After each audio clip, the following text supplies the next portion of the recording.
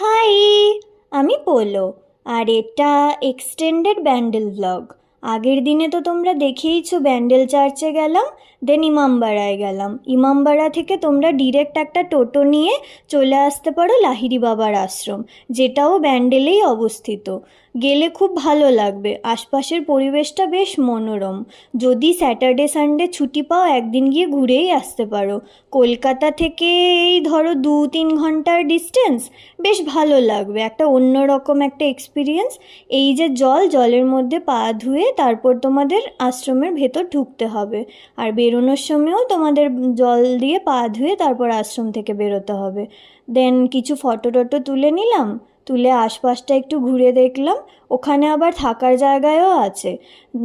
একটা কাপল তারপর বাচ্চা নিয়ে 1200 টাকা মতো এরকম রুম দেওয়া হয়।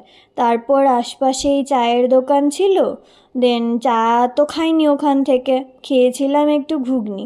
দেন একটু ভিডিও টিডিও করে তারপর ঘুগনি খেয়ে চললাম আমি বাড়ির পথে। ঘুগনিটার রিভিউটা ঠিকঠাক ছিল, কোনো পেঁয়াজ রসুন দেওয়া থাকে না যেহেতু আশ্রমের সামনে।